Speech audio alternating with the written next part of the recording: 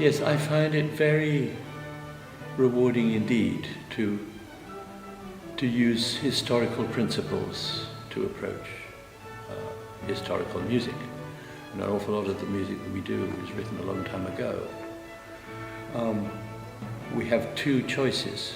Either we drag the music into today and play it like all the other music of today, or we take a journey back towards the music and find out what it meant to those people then, the composer and the audience, and how they might have played it.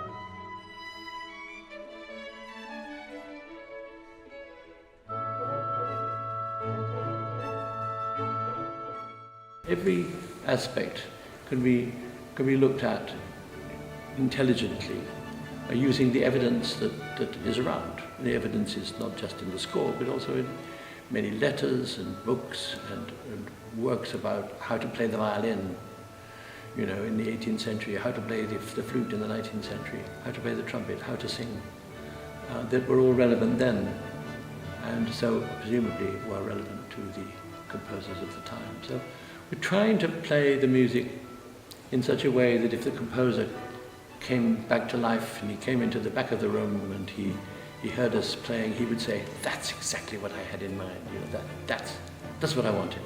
That would be the aim. Of course, we'll never know, but we try to please the composer.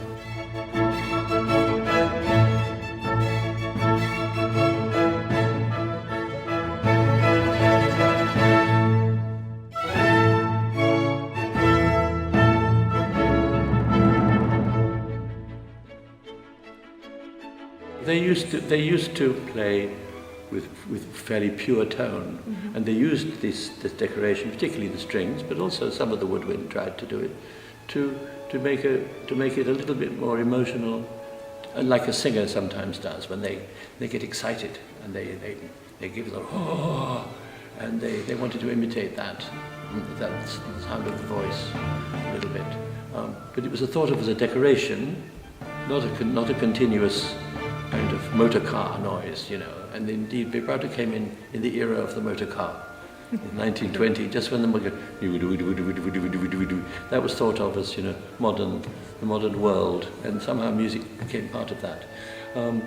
That was much less known in the 19th century, and even in the early 20th century.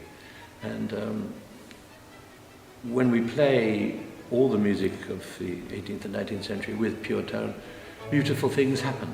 So in theory it's what they did, and in practice when you hear it, most people think it's rather wonderful. Some people don't.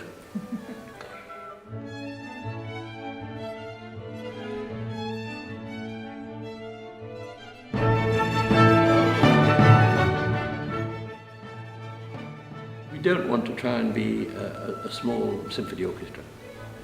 Some chamber orchestras are always, you know, wanting to play Mahler and Bruckner and Dvorak, and we don't want to do that here.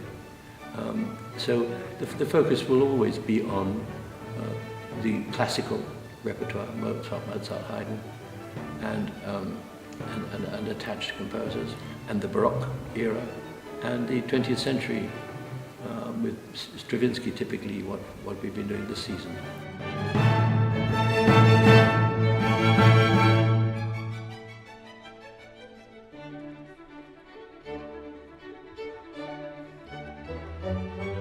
It's great to work with the ZKO because they are very smart. They play very well, technically they're very assured, and they have a very good sense of style, and they pick up ideas very fast.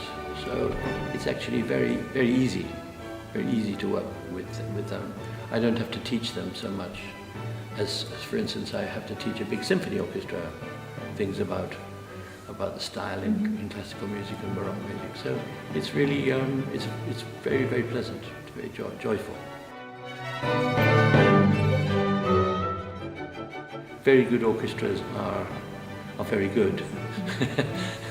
But there is one characteristic, this orchestra, they've been working together a long time. They know each other very well, so they actually can operate very fast.